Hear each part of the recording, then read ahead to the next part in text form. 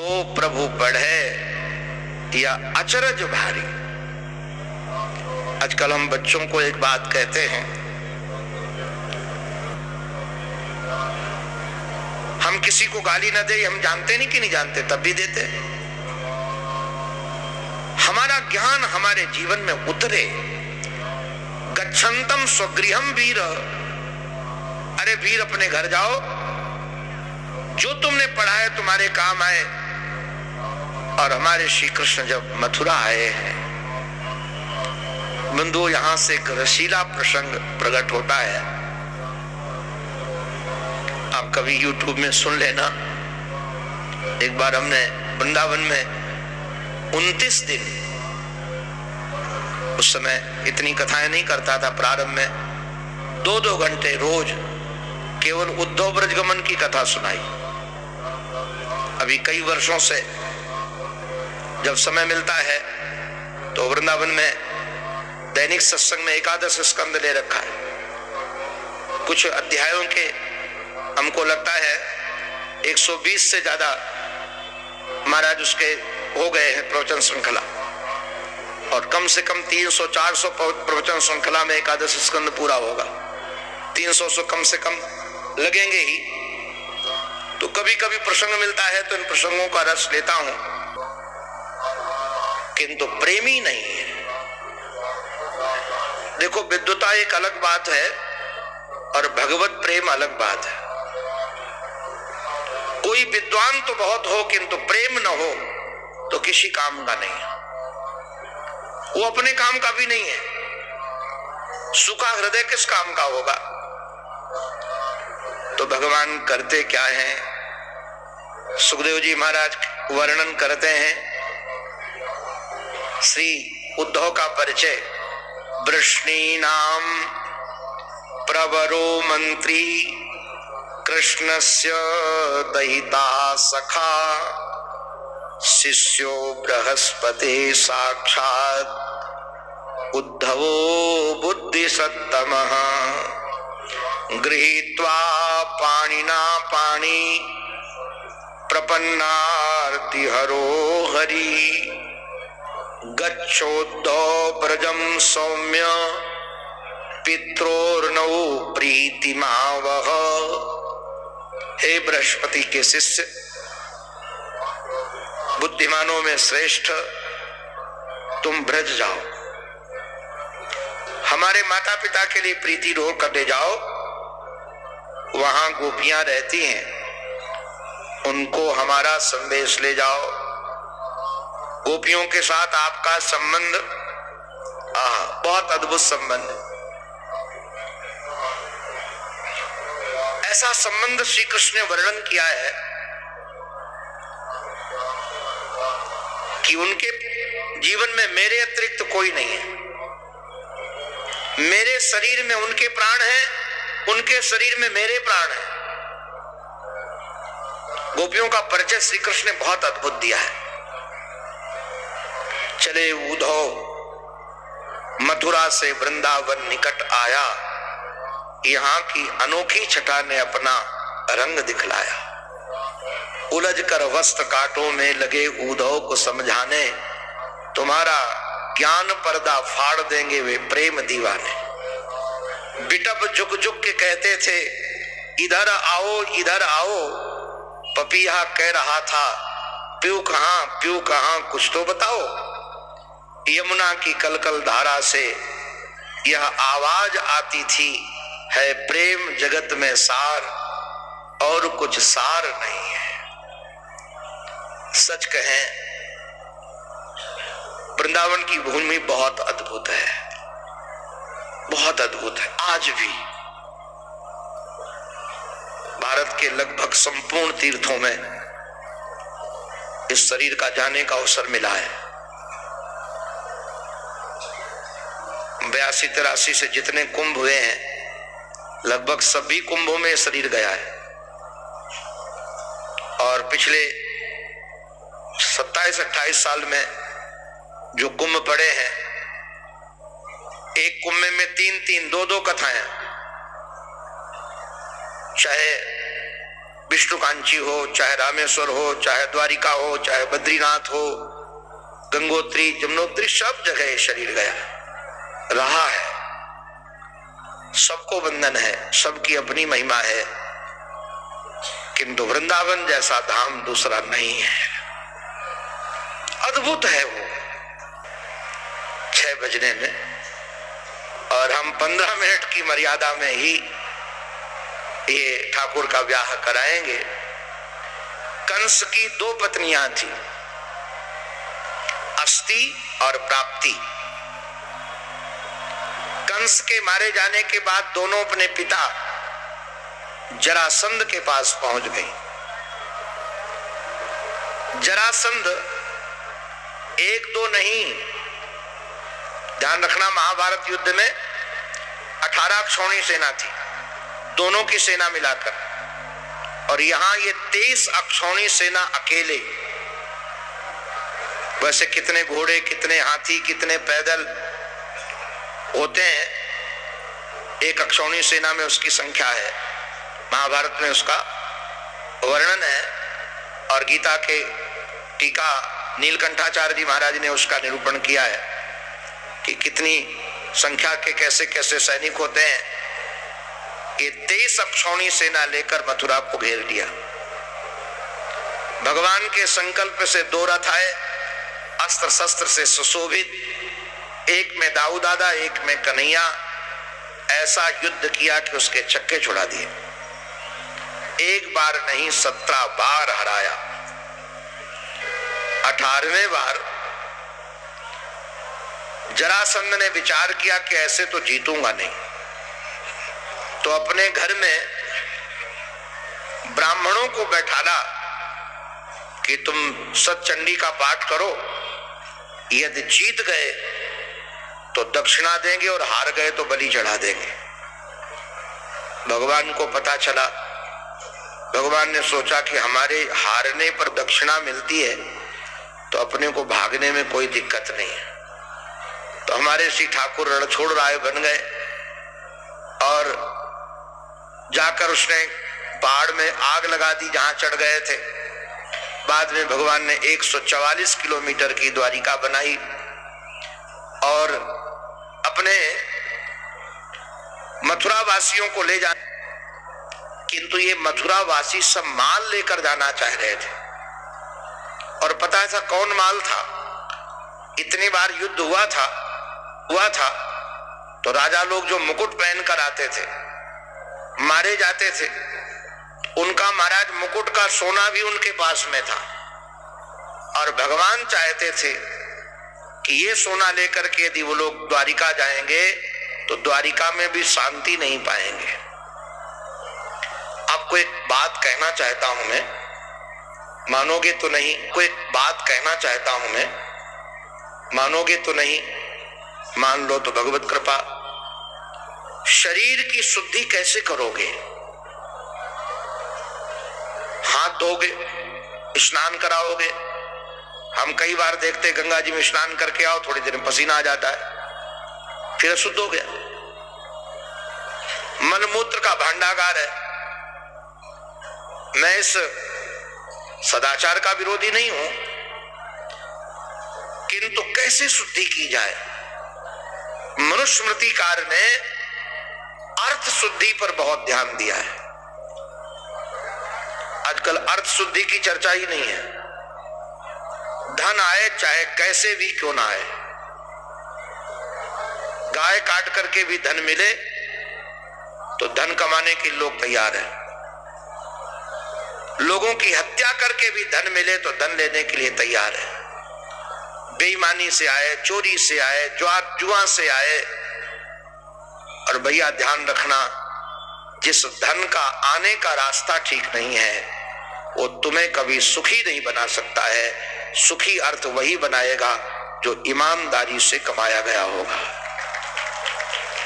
और पीढ़ी दर पीढ़ी चलेगा भी वही। ध्यान रखिएगा, नहीं तो एक आध पीढ़ी में नष्ट हो जाएगा, मूल धन को नष्ट करके जाएगा। भगवान इस दुष्ट के धन को नहीं चाह रहे थे, किंतु कोई लोग छोड़ने का तैयार नहीं। तो काल यवन ने हमला कर दिया 1 करोड़ मलेच्छरों को लेकर महाराज सब भागे प्राण बचा करके। भगवान की इच्छा थी, धन तो छूट गया, सबको द्वारिका लेकर गए, उसके साथ युद्ध करते करते भागे थे। एक गुफा में घुस गए, वहां मुचकुंद लेटे थे, उन पर अपना पीतांबर उड़ा दिया। काल यवन भाग कर गया, सोचा कृष्ण सो रहे हैं, पैर मार कर कहा वो काले, वहां से भगाकर यहाँ सो रहा है। और जैसे आंख खुली वो जलकर राख हो गया, क्योंकि उनको देवताओं का आशीर्वाद था कि जो तुम्हें जगाएगा उसका देहावसान हो जाएगा, फिर श्री कृष्ण के दर्शन होंगे। श्री कृष्ण के दर्शन हो गए, उन्होंने स्तुति की है। द्वारिका में सब लोग रह रहे थे। अब लाला की उम्र 25 वर्ष की हो गई, दाऊ दादा 26 वर्ष के। कोई ब्याह के लिए आवे ना है।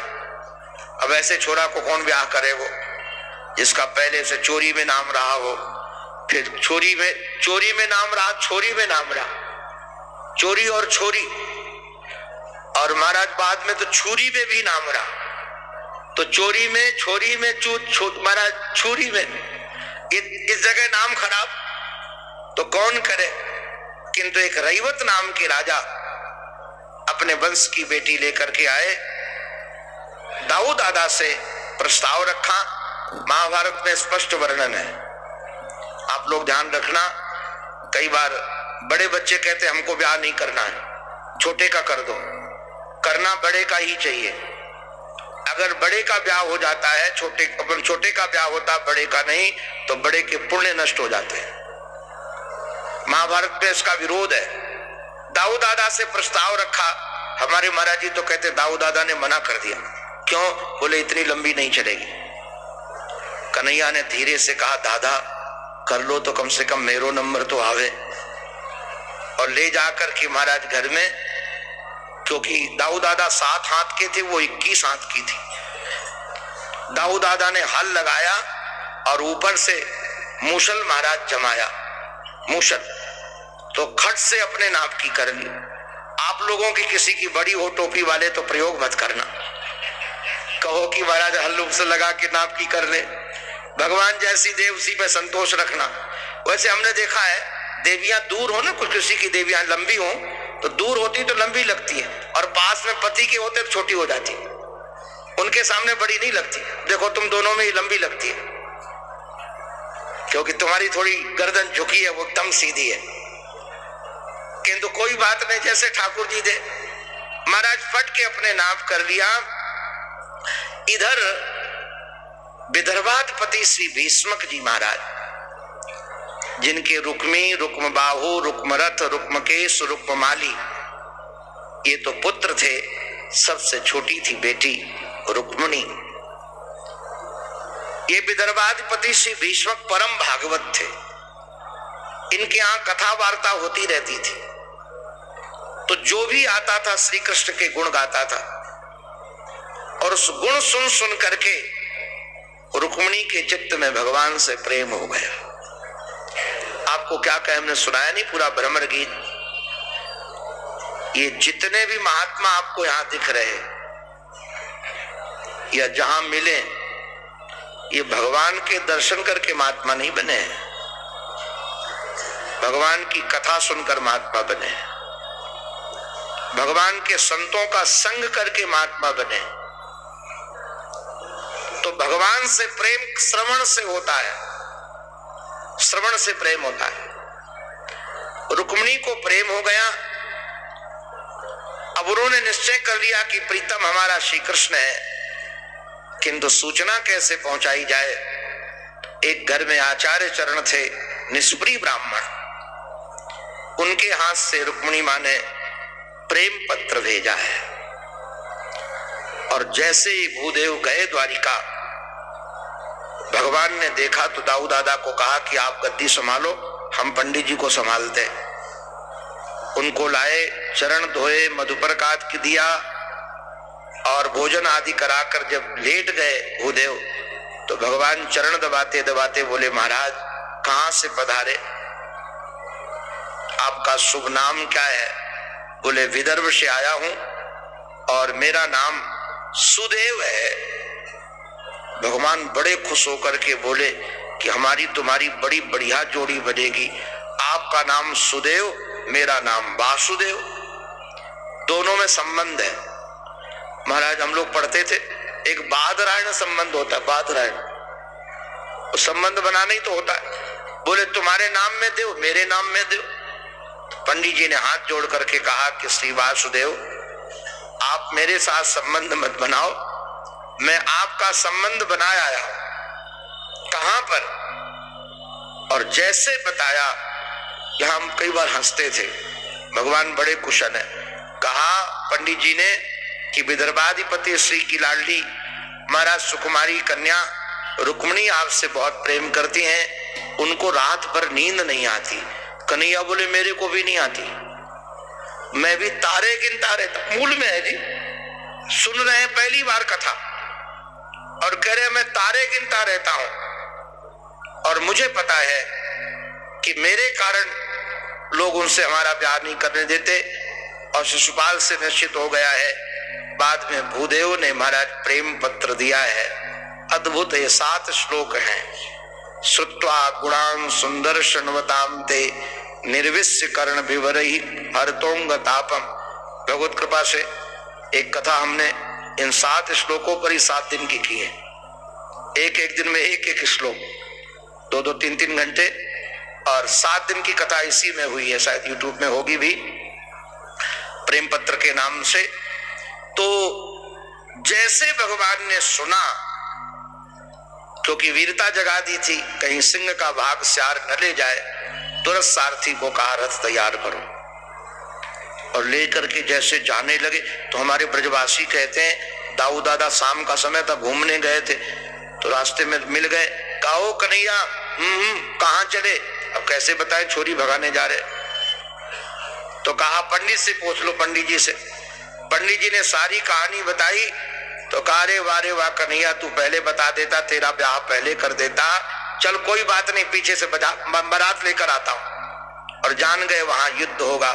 दाऊ दादा सेना तैयार करके लेकर चले हैं। इधर जैसे ही हमारे श्री कृष्ण पहुंचे, संध्या का समय हो रहा था, तो सोचा कि कम से कम रुक्मिणी को सूचना दे दें कि आ गए। तो रुक्मिणी को सूचना देने के लिए भूदेव को भेजा, और जैसे पंडित जी को देखा तो प्रणाम करके बोली पत्र दे आए, मिल गए? बोले हाँ मिल गए। तो कहा उन्होंने पत्र दिया है? बोले पत्र तो नहीं दिया। बड़ी गंभीर हो गई, और जैसे गंभीर हो बोले चिंता मत कर, पत्र वाले को ही लेके आ गया हूं।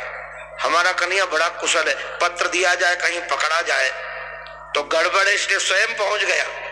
कहा उनको लेकर आए हैं। रुक्मिणी को इतनी खुशी हुई, पूरे घर में खोजी। इस खुशी के बदले हम ये आचार्य चरण भूदेव को क्या दें? मैं कई बार विनोद में कहता हूं, उन्होंने आकर के कहा कि महाराज मैं आपको एक कार देती हूं। आप सोचोगे उस समय भी कोई कार होती थी क्या? ये जजमान जब आचार्य पर बहुत प्रसन्न होता है तब एक कार देता है। जानते हो कौन सी कार होती हो? कार का नाम बताओ। उस कार का नाम नमस्कार होता है।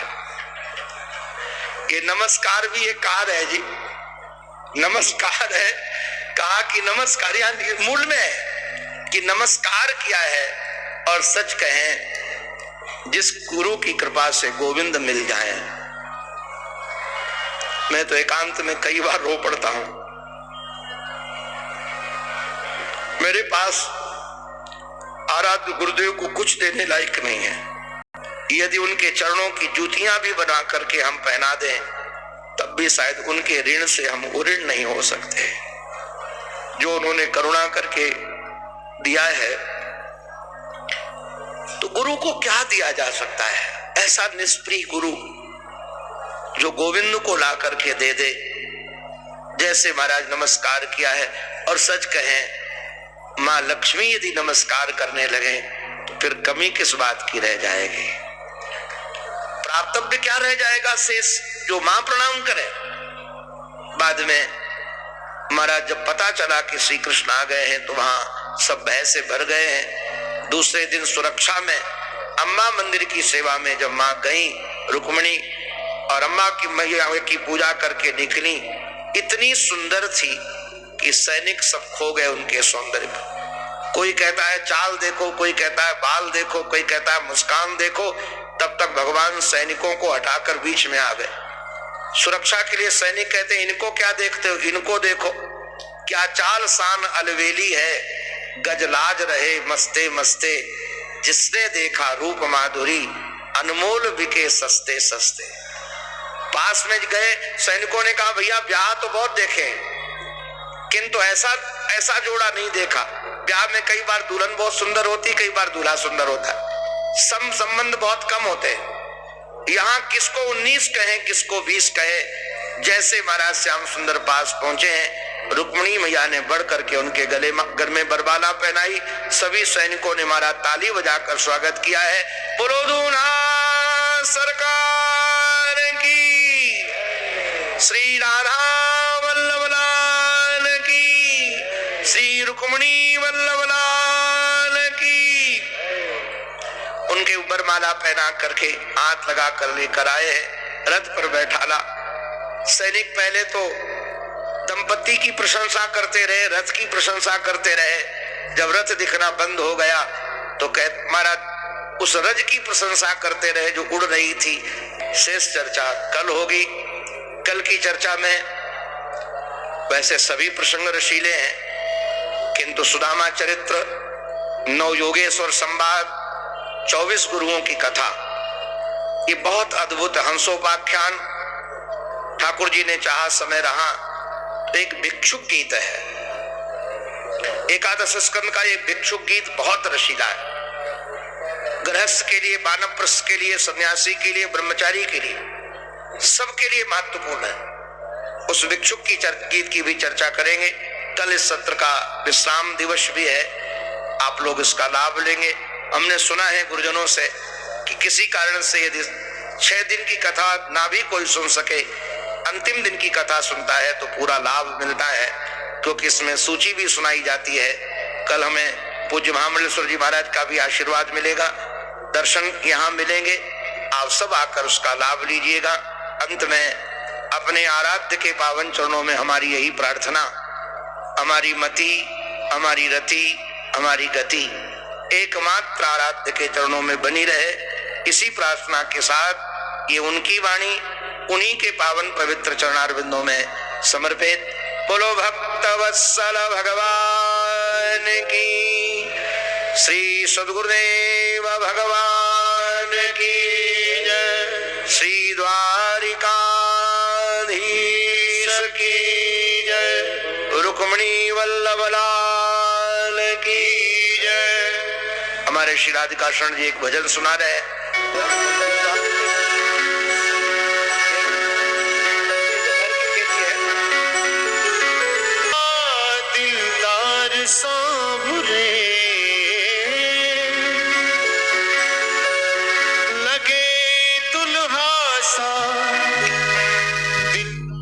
मेरे प्यारे दोस्तों, आपका बहुत बहुत धन्यवाद श्रवण करने का। आपने सुना होगा कल की कथा का अंतिम दिन है। आप सबके मंगल की कामना करते हुए कल भी श्रवण करेंगे और आज यहीं विश्राम देते हैं। पुनः सभी के मंगल की कामना करते हुए आपका श्रवण करने का बहुत बहुत धन्यवाद। आपको अच्छा लगे तो शेयर कीजिए। हमारा प्रयास रहेगा कि आगे भी ऐसे महापुरुषों के प्रवचन आपको सुनाएं और हम भी सुने। आगे जैसे ईश्वर की इच्छा होगी वैसा होगा। श्रवण करने का बहुत बहुत धन्यवाद। सभी के मंगल की कामना करते हुए विश्राम देते हैं। बहुत बहुत धन्यवाद।